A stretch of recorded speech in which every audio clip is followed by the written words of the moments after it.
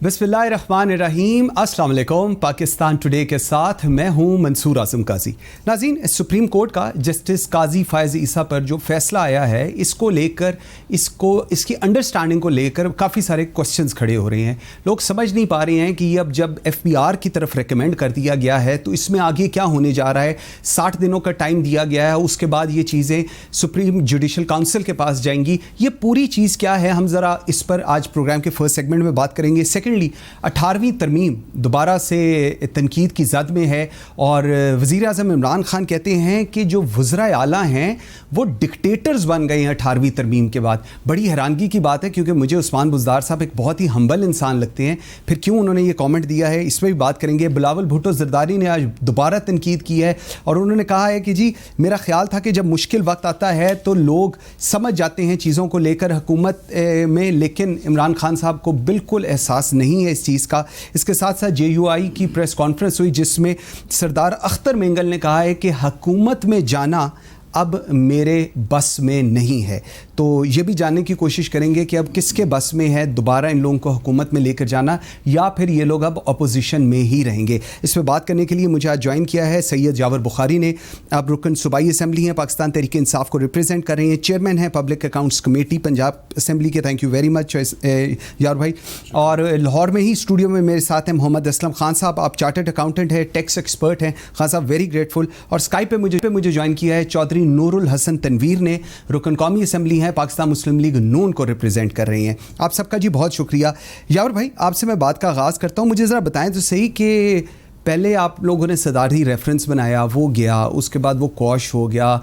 अब कल हम सुन रहे थे शहजाद अकबर साहब की, उन्होंने बिल्कुल कहा कि हम बिल्कुल मानते हैं और FBR की तरफ उनका जो डायरेक्शन दी गई है। सो अब आइंदा आने वाले दिनों में FBR का जो भी रीडिंग आएगी, जो सुप्रीम जुडिशल काउंसिल के पास जाएगी, जो फैसला आएगा, हुकूमत को मनवान मंजूर होगा जी?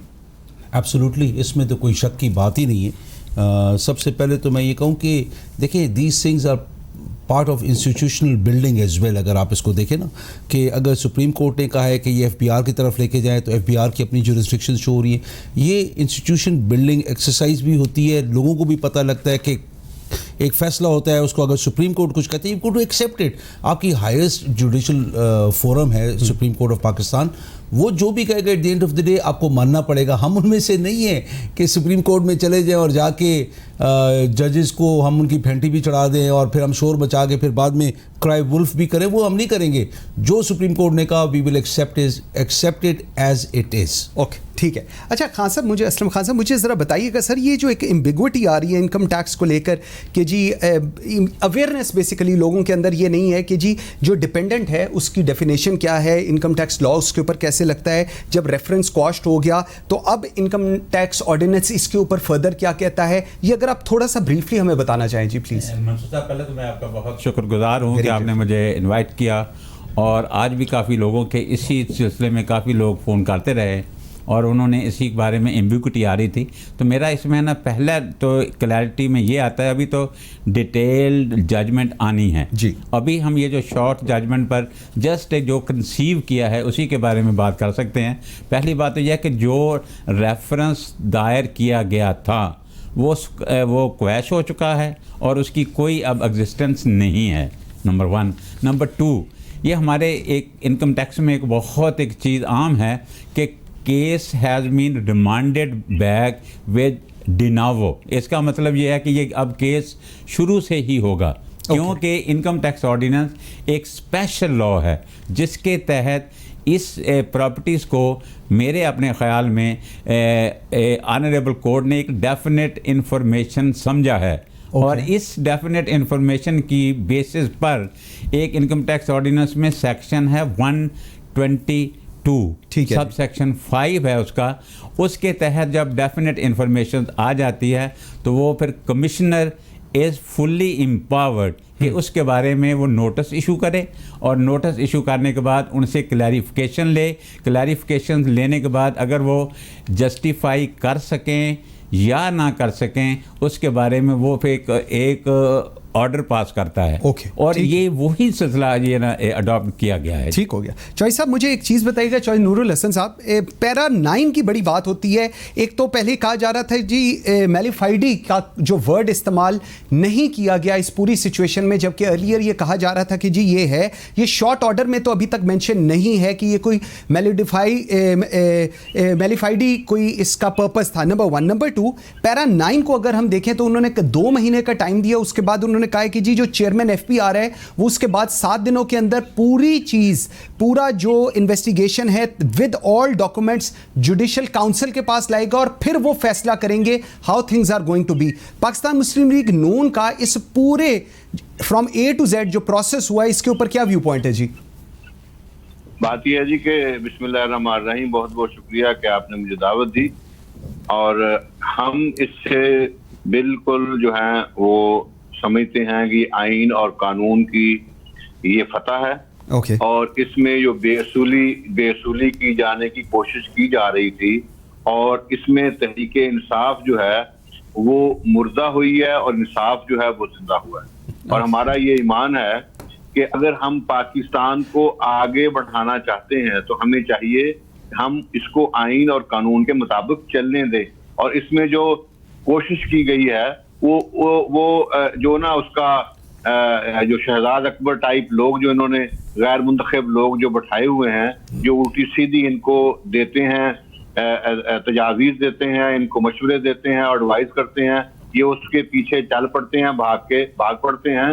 और इसमें तहरीक इंसाफ का असल चेहरा जो है वो हमने देखा है।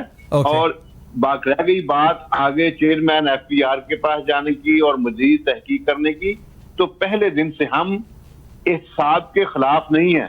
हम कहते हैं कि एहसाब करें, लेकिन बुहतान लगा के उसको साबित करना भी आपकी जिम्मेदारी है। ठीक है। ये सिर्फ और सिर्फ किसी के ऊपर भी जो है ना वो बुहतान लगाते हैं, साबित करना इनकी जिम्मेदारी नहीं होती। और ये चाहते हैं जो बुहतान लगाया जाए उसके ऐन मुताबिक जो है वो फैसला जो है ना वो इनको मिलना चाहिए। तो ये आसन है, आइन और कानून की हुक्मरानी कायम हुई है, और इस इंशाअल्लाह ताला फर्दर जो है वो भी हमें पक्की उम्मीद है। और बात इनकी जो फरमा रहे थे बुखारी साहब, इसमें एक ऐड करने दे लफ्ज मुझे जी कह रहे थे कि जी हम मानेंगे और हमें आपको भाईयान मानना पड़ेगा। रहेगी बात ये कहना कि जी हम उसके ऊपर चढ़ नहीं दौड़ेंगे, जो चढ़ दौड़े थे वो काफ लीग वाले थे, वो तो आपके पास चौधरी साहब बैठे हुए हैं, ठीक हो गया, ठीक है।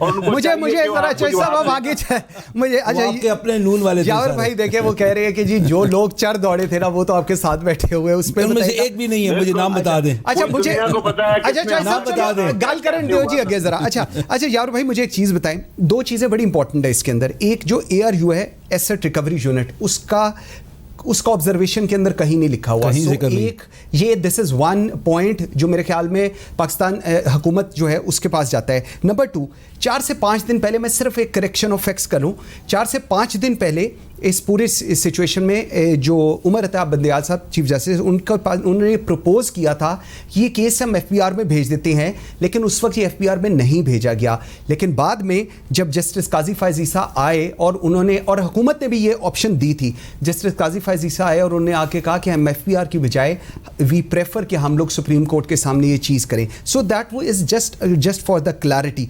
अब इस सारी सिचुएशन में मैं बिल्कुल कहता हूँ ये किसी की जीत हार नहीं है, एक प्रोसेस है और वो प्रोसेस प्रिवेल कर रहा है।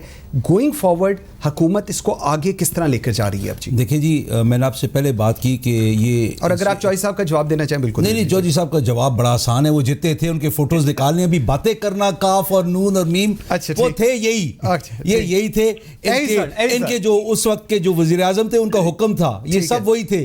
उससे दुनिया को पता है भी ये कैसे हमें वो बात हमारी आंखों में धूल नहीं झोंक सकते, वो अलग बात है। देखिए वो let's not talk political point squaring here. देखिए जो बात है, जो भी गवर्नमेंट ने उस टाइम पे उस बात को एक्सेप्ट किया था कि देखिए हर इंस्टीट्यूशन की अपनी जिम्मेदारी है, और अगर हम लोग इंस्टीट्यूशंस को उनकी जिम्मेदारी ऐसे तरीके से अदा करने दें, वो इंस्टीट्यूशनल बिल्डिंग होती है। इस मुल्क में आज तक हुआ क्या है, I give you an example, और एग्जांपल मैं आपको ऐसा देता हूं कि आप देखें कि गुजरांवाला में खुर्रम दस्तगीर के पेट्रोल पंप 41 साल कब्जा शुदा जमीन के ऊपर पेट्रोल पंप रहा। ठीक है जी। आप बताएं जब वो हटाया गया तो वो 41 साल की रिकवरी कोई हुई है?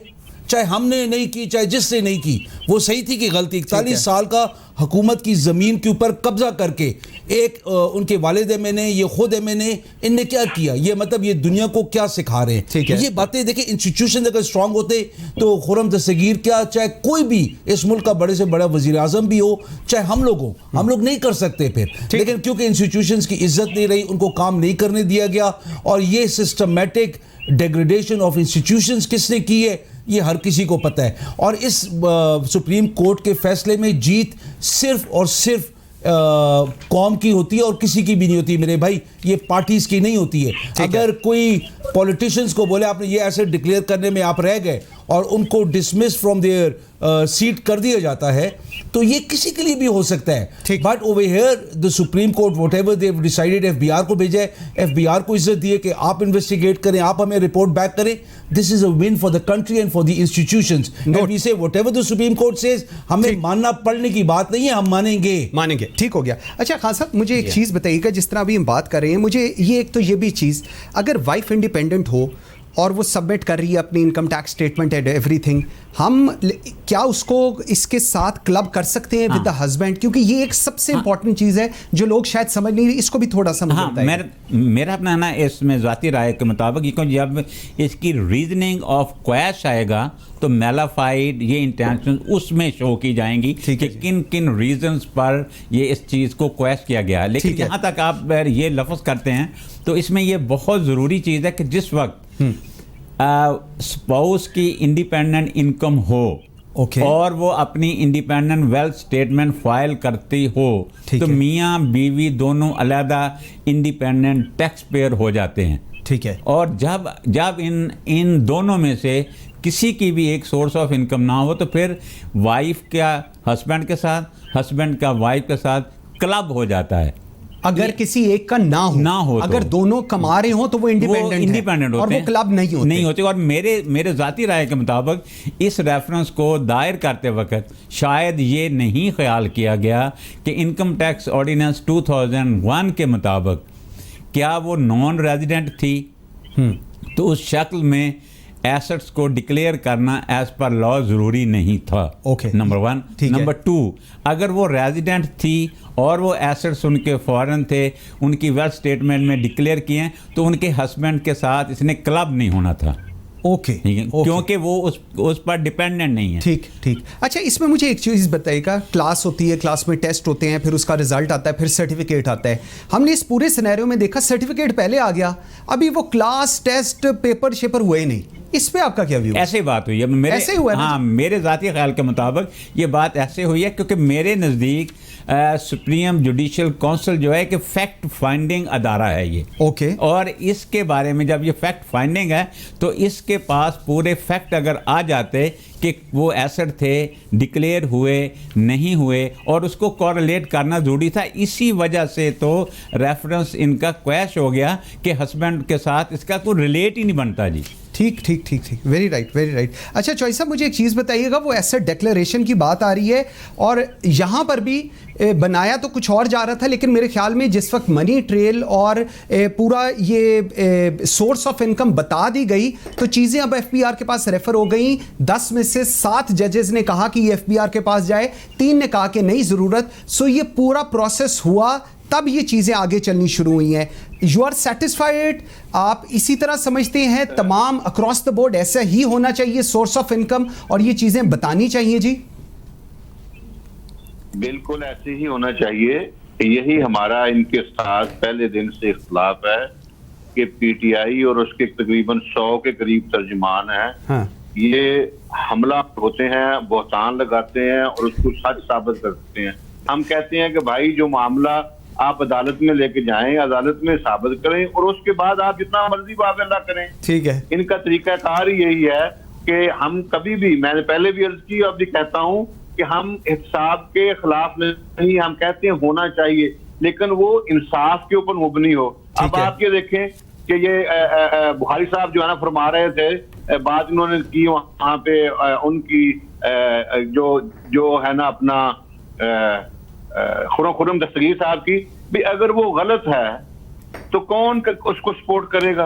और अगर आपने ज्यादती की है और आपने उसको नाजायज जो है ना वो डिक्लेयर किया है। अब आप देखें कि एक साहब है आपके 34-35 साल पुराना आपका मुकदमा है उनका जमीन का, और आपने उनको उठा के अंदर बंद किया हुआ है, तकरीबन 100 दिन हो गया है। ये कोई तरीका है कि आप बंदे को पहले बैठा लेते हैं और उसके बाद जो है आप उसके ऊपर साबित करते हैं, केस डालते हैं? आपको चाहिए कि आप पहले केस साबित करें और जिस दिन वो साबित हो जाए उनको गिरफ्तार करने सजा दे दें।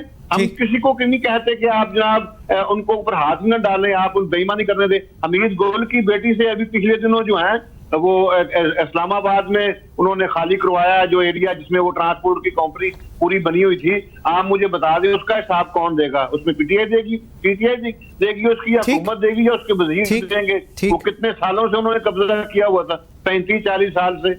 जो बात जायज है सबकी जायज है, बात नाजायज है वो सब नाजायज है, उसका तल्लुक किसी भी पार्टी से हो। ये बड़ा यावर भाई आप लोग बहुत इंपॉर्टेंट बात की है। हाँ। और बड़ी अच्छी, खुदा का शुक्र है कि ये इन्हें जो बात की, आई टोटली एग्री 100%। अगर हम लोग जो मेजर पार्टीज हैं, अगर हम इन चीज़ों के ऊपर इकट्ठे नहीं आएंगे, ये जो माफियाज हैं वो कभी इनकी गोद में, कभी हमारी गोद में, कभी पीपल्स पार्टी की गोद में, वो हमें भी करप्ट करते रहेंगे, हमें उस दलदल में फेंकते रहेंगे जहाँ पे हम एक दूसरे के ऊपर मट्टी उछालते रहेंगे और एक दूसरे को गंदा करेंगे। जहाँ पे नज़र ये आएगा, जो एक आम रुझान है कि पॉलिटिशियन किसी को बोलें तो कहेंगे जी करप्ट भी है, नाएल भी है, अनएजुकेटेड भी है। यार भाई, तो पॉलिटिशियन सारे ऐसे नहीं है, सारे अच्छे हैं। और ये मुझे बड़ी अच्छी बात लगी मेरे भाई की कि ये need to get together. PTI और पीएमएल नहीं बहुत अच्छी चीज के ऊपर कंसेंसस हुआ। मैं बड़ा मशहूर हूं आपको। नहीं मेरे भाई, आपने बात अच्छी की है। देखिए मुल्क की मफाद में, अच्छा यार भाई, इसी मुल्क के बेटे हैं ना। एक और मफाद की बात कर लेते हैं। आपका कंसेंसस हो रहा है, अच्छी बात है। 15 जून को यार भाई वजीर आजम इमरान खान साहब ने कहा था कि मेरे जो special assistant to prime ministers हैं, SAPMs, ये अपनी नेशनैलिटी और एसेट्स डिक्लेयर करेंगे। 15 जून को गुजरे, काफी दिन हो गए, आज तो मेरे ख्याल में जी 20 जून है। तो कुछ नहीं चॉइस साहब ताड़े को मैं यावर भाई से बात कर रहा हूं जी जरा। तो यावर भाई वो चीजें कुछ ने शो किया है, बाकी ने नहीं किया। अगर प्राइम मिनिस्टर की मेन कोर टीम ही प्राइम मिनिस्टर की बात नहीं सुनेगी तो फिर बाकियों ने क्या सुनना? नहीं, आई थिंक अगर डिक्लेयर नहीं किए, अगर प्राइम मिनिस्टर, मैं बता रहा हूं नहीं किया, अगर नहीं किए, क्योंकि मुझे इस बात का, दोनों बातों का इल्म नहीं था कि उन्होंने कहा कि नहीं, मुझे बिल्कुल हम लोग अपने बजट के अंदर ये कोरोना, ये बजट, ये सारी चीजें जो एक आपका ज़हन बिल्कुल दूसरी तरफ होता है। आप माने ना माने, मैंने तकरीबन 6 दिन से खबरें भी नहीं सुनी है। लेकिन इशू ये है कि जो प्राइम मिनिस्टर एक दफा बात कर दे, और कोई भी प्राइम मिनिस्टर हो, किसी पार्टी का, गवर्नमेंट को लीड करे, इट्स अ बाइंडिंग थिंग कि अगर प्राइम मिनिस्टर कोई बात कर दे, they need to listen to him, obey him and do as he asks them to do. Okay, अच्छा असम खान साहब, मुझे एक चीज बताइए, एक ये जुरिस्डिक्शन की भी कहानी जी शुरू हो गई। इनकम टैक्स ऑर्डिनेंस 2001 और ये जो डिक्लेरेशन वाली कहानी शुरू हुई थी ये 2018-19, correct me if I am wrong. उससे पहले कहा जाता था कि जी एसेट जो फॉरेन करेंसी है उसको आप ना शो करें, उसको आप ना बताएं, और ये 2018-19 में ये फिर कहा गया।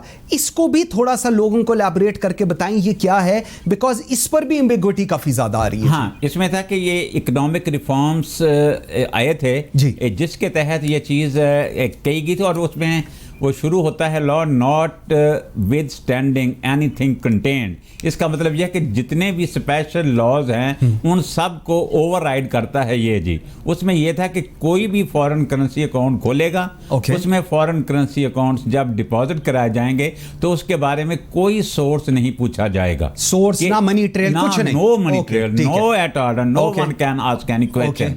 ये बात थी कि जी उसके बारे में नहीं पूछा जाएगा।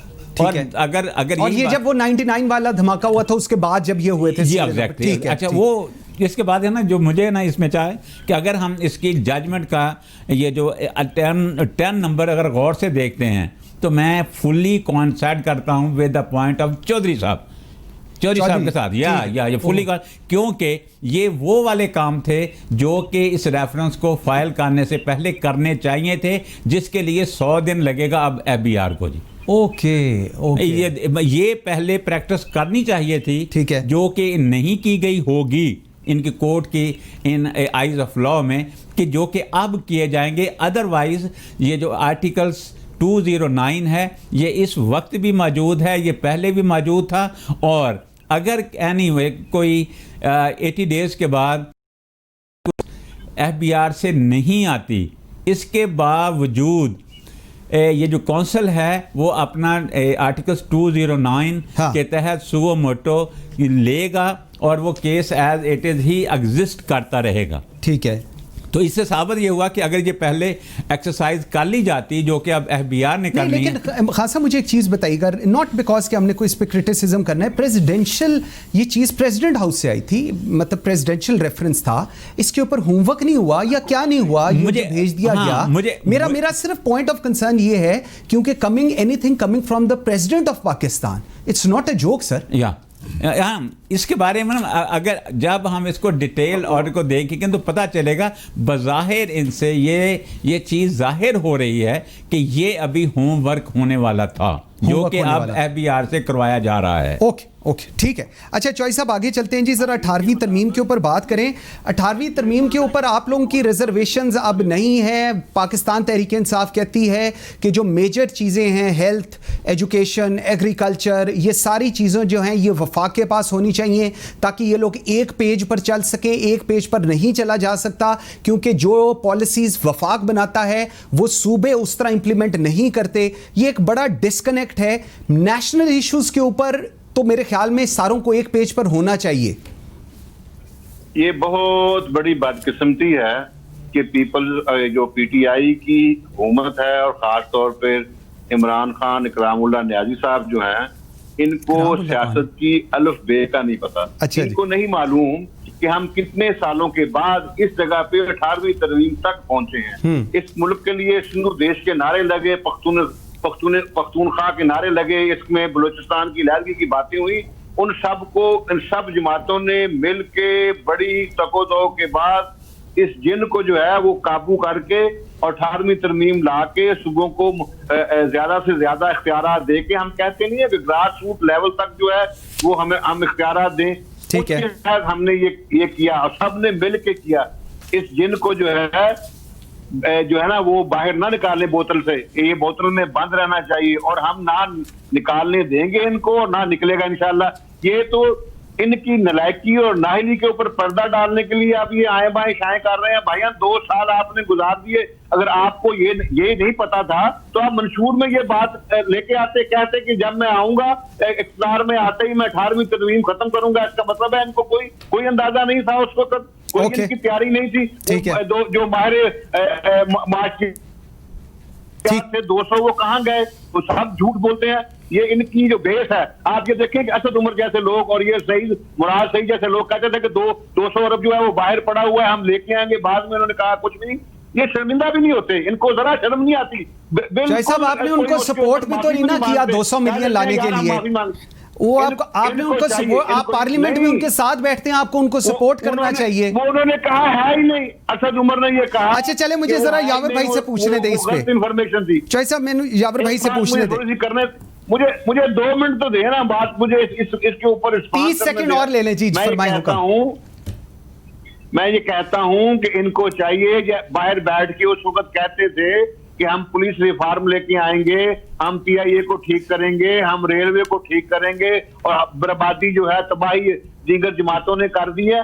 वो कहाँ है सारी चीजें, हमें ये बताएं। और सबसे ज्यादा इन्होंने कर्जे लिए हैं पाकिस्तान की तारीख के। 2 साल हो गए, कोई एक नया प्रोजेक्ट नहीं लेके आया है यार। गलियां, मोहल्ले और सड़कें जो है वो टूटी फूटी हैं। 2 साल में तरक्याती फंड जो है वो नहीं दिए इन्होंने, ना इन्होंने अपने किसी MNA MP को दिए, ना इन्होंने किसी। ठीक हो गया। अच्छा चले हमारे साथ साहब पॉइंट आ गया जी आपका, मुझे जरा आगे चलने दीजिएगा। MPs के एरियाज को तो दे दें। ठीक हो गया। अच्छा यावर बुखारी साहब मुझे एक चीज़ बताइएगा, जिस तरह 18वीं तरमीम की बात हो रही है, क्लाइमेट चेंज की बात आप लोग करते हैं, एजुकेशन की बात करते हैं, एग्रीकल्चर की बात करते हैं, ये सारी चीज़ें बड़ी इंपॉर्टेंट है, इसको होना चाहिए।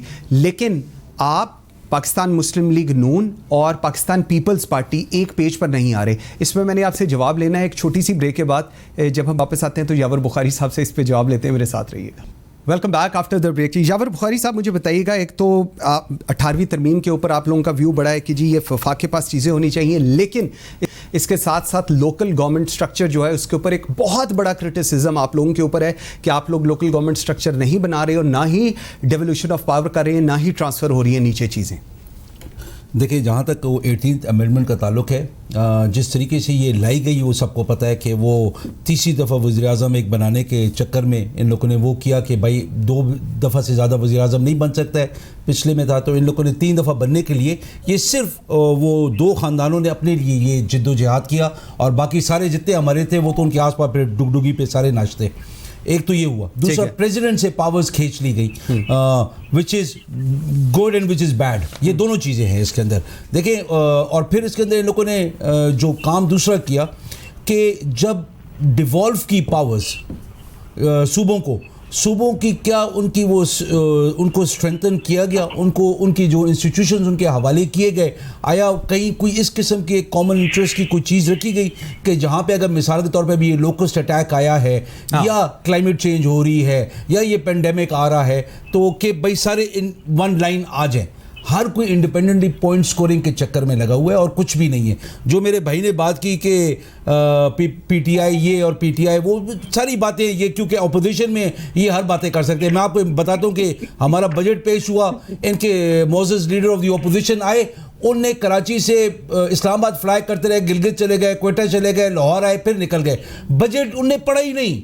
मतलब इनका लीडर है अपोजिशन का, वो आके बजट ही नहीं पढ़ा और आके तकरीर करके चला गया। लेकिन मकसद कहने का ये नहीं है, हम कब तक आपस में ये लड़ाइयाँ करते रहेंगे और एक दूसरे को हम नाअहल जाहिल दिखाते रहेंगे, और जो भी इससे फ़ायदा उठा रहे हैं उनको फ़ायदा उठाने देंगे। मैं ये मेरा कहने का मकसद है, हम लोगों को पता है कि लोग फायदा उठा रहे हैं। Yes, obviously. और देखें, इसके अंदर ब्यूरोक्रेसी कभी इनके काबू में आती है, कभी नहीं आती है, कभी हमारे काबू में आती है, कभी नहीं आती है। ये सारी वो चीज़ें कि जहाँ पे सियासतदानों को जब भी कोई बात करता है कहते हैं कि ये करप्ट भी हैं, ये जाहिल भी हैं, ये इनकॉम्पिटेंट भी हैं। सियासतदान क्यों, बाकी लोग नहीं आए? एक बात, तो जहाँ के 18th अमेंडमेंट की बात है, मैं कहता हूँ कि इसके अंदर चीज़ें ऐसी हैं कि जिनको रिपील होना चाहिए, नॉट इन इट्स एंटायरिटी में भी, लेकिन इसके ऊपर बहस होनी चाहिए। ठीक हो गया। वैसे एक चीज बताऊं, इनके हाथ में ब्यूरोक्रेसी थी, आपके साथ तो bureaucracy they are at layer. वो कहते हैं इससे अच्छा तो टाइम ही नहीं हमारे साथ। ब्यूरोक्रेसी को इनका जो सबसे खूबसूरत बात ही, ये चंद बंदे लेके उनको चुन के उनको खरीद लेते थे, उनको बड़ी पावर्स देके आचीमा ग्रेड 18 का था। बंदे तो आपने भी बिठाए हुए इस्लामाबाद में बड़े, जो सारों को देखिए ग्रेड 18 का आचीमा था, ग्रेड 18 का आचीमा था, उसको इजाजत थी कि चीफ मिनिस्टर का हेलीकॉप्टर कभी मर्जी भी बगैर इजाजत के फ्लाई करे। यावर बुखारी साहब, मैं आपको अर्ज करूं, यकीन करें आज भी इस्लामाबाद में अहले इख्तिदार, जिसको इख्तिदार का शहर कहते हैं, वहां पर ऐसे बहुत से लोग हैं, इवन जो 22वें ग्रेड में प्रमोशंस होती हैं वो शख्स डिसाइड करके फिर खान साहब को बताता है कि जी इनको करना चाहिए। एनीवेज, अच्छा असफ खान साहब, मुझे एक और चीज़, एफबीआर के पास चला गया, 100 दिन गुजर गए और रिपोर्ट नहीं बनी, फिर क्या होगा? हाँ, अगर उस शक्ल में रिपोर्ट नहीं आएगी तो जो उनके पास मटेरियल इकट्ठा हुआ है उन 100 दिनों में, वो ना मटेरियल वो सेक्रेटरी के थ्रू वो ना चीफ जस्टिस साहब के पास आ जाएगा, जो कि कौंसिल को रेफर कर दिया जाएगा, और कौंसिल अपने वही आर्टिकल्स 209 के तहत वो अपना आगे काम शुरू कर देगी। ओके, सो अच्छा, इसके बाद मैं एक और चीज़ कि इसमें यह भी है कि सुप्रीम जुडिशल काउंसिल ओवरसाइट रखेगी एफबीआर के ऊपर अंडर ऑल दिस टेन्योर। इससे क्या अखज़ करें? हाँ, उसका जो ना मतलब वो डे ऑन डे बेसिस होगा, वीकली होगा, क्या होगा? ये भी एक थोड़ी सी चीज़ है।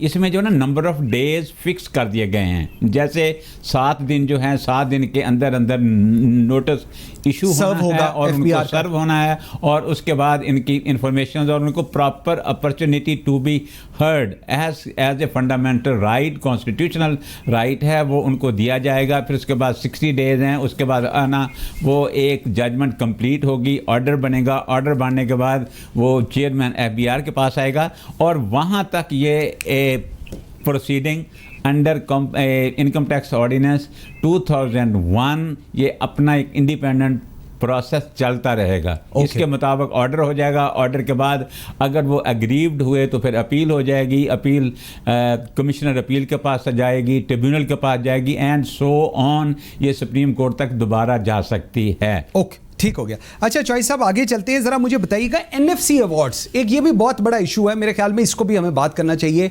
जब पाकिस्तान मुस्लिम लीग नून की हुकूमत थी, शाहिद खान अब्बासी साहब, Miftah Ismail, they all used to say कि जी it needs to be revisited, क्योंकि सब कुछ हम सूबों को दे देते हैं और उसके बाद वफाक जो है वो माइनस में हो जाता है और माइनस से हम फिर पाकिस्तान को नहीं चला सकते।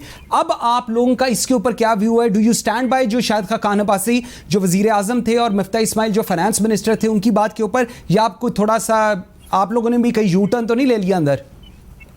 नहीं, पहली बात तो यह है कि मैं इसके ऊपर कमेंट नहीं करूंगा, मुझे इस बात का अंदाजा नहीं है और उसको जरूरत का भी।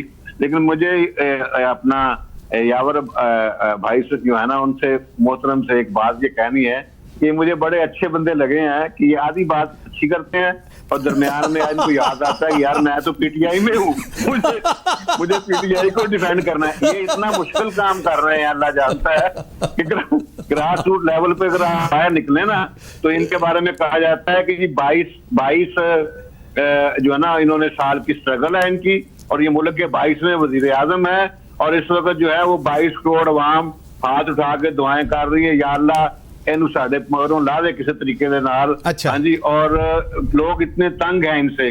बात यह है, पहले तो दो खानदानों की डुगडुगी थी, चले मान लिया पीपल्स पार्टी की और मुस्लिम लीग की, दो पॉलिटिकल पार्टीज की। PTI जो है किसकी डुगडुगी के ऊपर जो है ना वो चल रही है। चौई साहब आप बता दें सर, आज पता ही चल जाए। चौई साहब आप बताएं, आज बात खोलें जी। चौई साहब बताएं, आज गल खोलो।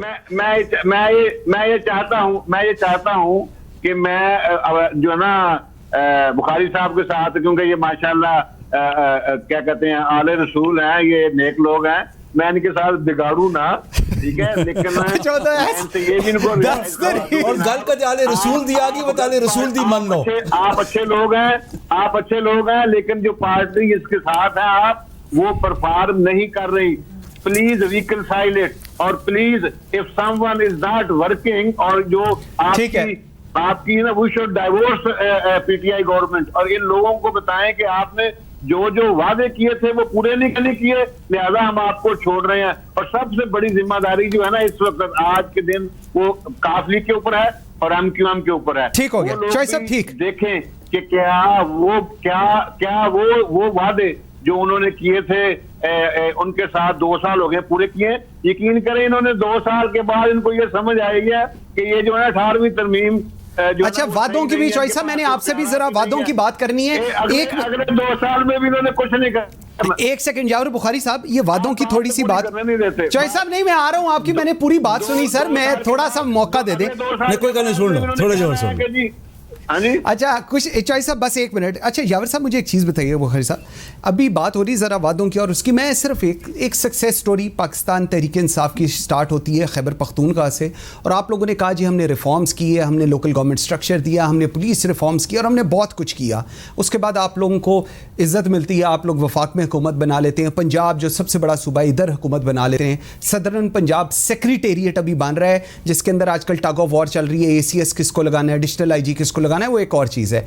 सो जो ऑब्जेक्टिव्स हैं क्या वो पूरे हो रहे हैं? Are you able to get hold of जो आपकी आइडियोलॉजी थी, क्या आप उसको टच कर रहे हैं? You are successful, you are not successful? जो आपकी इत्तेहादी हैं वो तो अब ज़रा इधर उधर होने लग गए हैं शुरू, अपेरेंटली इट सीम्स लाइक। अच्छा, अभी वो सबसे पहले तो चौई साहब आपका बहुत बहुत शुक्रिया कि वो आले रसूल की जो आपने वो एक इज़्ज़त रखी और एक इज़्ज़त की। Thank you very much, I am honoured कि आजकल के ज़माने में भी लोग ये चीज़ें करते हैं। आई एम ऑनर्ड जी, और कोशिश यही है कि अपने नाने को कहीं भी शर्मिंदा ना होने दें। जहाँ तक बात है आपकी कि अच्छा वो अपनी गलती पक्के नहीं ही वापस आना, ठीक है ठीक है। चौई साहब जरा 1 मिनट जी, मुझे जरा कमेंट लेने दीजिएगा। जी चौई साहब मैं आने दे। जी फिर बात सुन ले मेरी, सुन लेना। देखिए जहाँ तक बात है कि हम लोग आया अपने ऑब्जेक्टिव्स और अपने जो टारगेट्स हैं हमने उनको अचीव किया, ये नहीं किया हम बहुत स्लो हैं। हाँ। कई जगह हम लोग अभी बहुत दूर हैं। हाँ। लेकिन देखें इनकी कोई वजह है ना। अभी जो मेरे भाई ने चौधरी साहब ने बात की, कितने कर्जे ले लिए आपने किया, चौधरी साहब ने की, कितने कर्जे ले लिए हम लोगों ने। वो कर्जे लिए क्यों? वो कर्जे इसलिए लिए कि जो वादा वहीद ये करके आए थे और नून लीग और इन लोगों ने जितने कर्जे लिए थे उनकी इंस्टॉलमेंट्स तो किसी ने पे करनी थी। ठीक है। उनका सूद भी किसी ने पे करना था, उनने तो किया नहीं, क्योंकि उनके ज़माने में उसकी अभी तक किस्तों की अदायगी आई नहीं थी, ठीक है। वो सब हमारे पे आ गई है। तो उसके लिए हमने कर्जे लेने पड़े। चौधरी फराजी, और मैं हकीकत बता रहा हूँ, ये चेक कर लें, स्टैट्स को चेक कर लें, एंड यू विल सी कि मैं जो कह रहा हूँ 100% सही है। अगर इतफाक नहीं करते चेक कर लें एक दफा, मेरी आपको गुजारिश ये जरूर चेक करें। ये कर्जे इसलिए लिए गए। जहां तक बात है कि कहां पे हम लोग टारगेट्स में कहां तक पहुंचे, हम टारगेट से अभी तक बहुत पीछे हैं। अगर हम लोगों के ऊपर ये पेंडेमिक आ गई, उससे पहले इक्तिसादी एक बुरान था, हम लोग इन चीज़ों से देखें, डायरेक्शन IMF कह रही है, वर्ल्ड बैंक कह रहा है, एशियन डेवलपमेंट बैंक कह रहा है कि पाकिस्तान डायरेक्शन इज राइट। लेकिन क्योंकि इतना इशू बन गया था, आप देखें कि 54 बिलियन का हमारा इंपोर्ट था, 20 बिलियन का एक्सपोर्ट था, 34 बिलियन का जो ट्रेड डेफिसिट था, उसको पूरा करने के लिए डॉलर की कीमत ऊपर जानी ही जानी है। ये दुनिया को पता है। से आपको कोई परेशानी तो नहीं है? इत्तेहादियों से हमें कोई परेशानी भी नहीं है। वजह यह है कि ये अगर छोटा मोटा टक टुक ना हो तो फिर सियासत नहीं है। देखें, हजरत अली अलैहिस्सलाम का फरमान है कि जो बंदा सबको खुश रखने वाला हो, वो जिसका दुश्मन कोई नहीं है, तो वो मुनाफिक होता है। देखिए ये चीजें चलती हैं आपस में, इससे डरना नहीं चाहिए, उनको हल करना चाहिए। अच्छा असलम खान साहब, एक और चीज, एक आखिरी चीज मैं इस पे जरा पूछना चाह रहा था। ये जो एक पब्लिक सर्वेंट है वर्सेस जो सुप्रीम कोर्ट हाई कोर्ट के जज हैं, इसके ऊपर asset declaration and all that, इसके ऊपर लॉ क्या कह रहा है? व्हाट डज दैट से? बिकॉज ये भी एक क्वेश्चन है कि जी ये भी देखना चाहिए कि what does law says, income tax law and all that. इसको आप किस तरह समराइज करते हैं? मैं इसको ना इनको दो इंडिपेंडेंट ही हम ये देखते हैं। एक तो उनका अपना रेलेवेंट लॉ होता है जिसके तहत उन्होंने अपने एसेट्स को डिक्लेयर करना होता है अपने डिपार्टमेंट्स में। किनका? जो कोई भी पब्लिक सर्वेंट होगा, अच्छा, पब्लिक सर्विस, उसको अपने डिपार्टमेंट का लॉ जो है कंप्लाई विद करना पड़ेगा। ठीक है। क्या उनमें वो डिक्लेरेशन आता है, नहीं आता, क्या तरीकेकार, वो तो उनके उनके सर्विस रूल्स होते हैं। ठीक है जी। अच्छा, as far as the income tax ordinance is concerned, उसमें जिस टैक्स पेयर की टैक्सेबल इनकम होगी उनको अपने एसेट्स डिक्लेयर करने होंगे। ठीक, वेरी राइट। अच्छा, और उसके बाद अगर हम इसका कंपैरिजन करें विद द जजेस, उस पे क्या है जी? हाँ, नहीं, उसमें जहाँ इनकम टैक्स ऑर्डिनेंस जिन पर अप्लाई होता है उसके लिए कतन कोई फ़र्क नहीं है जी। एक आम आदमी में, जज में, किसी सैलरीड एम्प्लॉइज में, किसी बिजनेसमैन में कतन कोई फ़र्क नहीं है जी। लॉ इक्वली सभी पर अप्लाई होता है जी। लॉ सभी, बिल्कुल ठीक है, बिल्कुल ठीक है। अच्छा चौधरी साहब, आगे आखिरी हमारा सेगमेंट है, ज़रा मुझे बताइएगा, सरदार अख्तर मेंगल साहब आप लोगों के साथ आके बैठ गए। आज मौलाना फजल रहमान, अभी हमारी प्रोग्राम से पहले प्रेस कॉन्फ्रेंस भी हो रही थी JUIF की, और उसके अंदर उन्होंने बड़ा कहा कि हुकूमत में जाना अब उनके बस में नहीं है, ये एग्जीक्यूटिव कमेटी का फैसला है और अब वो ही करेगी। तो अब इसका मतलब है आपकी साइड पे आ गए। और अगर हम नंबर गेम देखें तो टोटल को मेरे ख्याल में 8 से 9 सीट्स का फर्क रह गया हुआ है। तो कैसे देख रहे हैं आइंदा आने वाले दिन? यही वो पहली बात तो ये है कि मुझे बुखारी साहब से एक बात करनी है, वो कर्जों के हवाले से जो की है कि बुखारी साहब से आपको बड़ी मोहब्बत हो गई है। ये सुनिएगा, आपने मुझे इंटरप्ट नहीं करना सर, आप बोले, फरमाएं। इन्होंने आते ही कौमी असम्बली में एक कमीशन कायम किया। इन्होंने कहा कि वो कमीशन जो है वो देखेगा कि गुज़िश्ता जो 10 साल की हुकूमतों ने जितने कर्जे लिए वो इन्होंने कहाँ किए, और उस कमीशन ने इनको कौमी असम्बली में ये रिपोर्ट दी कि जितने कर्जे इवन पीपल्स पार्टी ने और जो मुस्लिम लीग की हुकूमतों ने लिए, जिस प्रोजेक्ट के लिए उन प्रोजेक्ट के ऊपर लगा दिए। फिर उनको चाहिए ये था कि वो रिपोर्ट जो है वो कौमी असम्बली में और आपको पब्लिश करते, उसके ऊपर इन्होंने चुप साध ली, कोई एक लफ्ज भी नहीं कहा। अगली बात यह है कि नवाज शरीफ ने अगर कर्जे लिए हैं, नवाज शरीफ हुकूमत ने, तो उन्होंने आपको 11,500 मेगावाट बिजली पैदा करके दी है।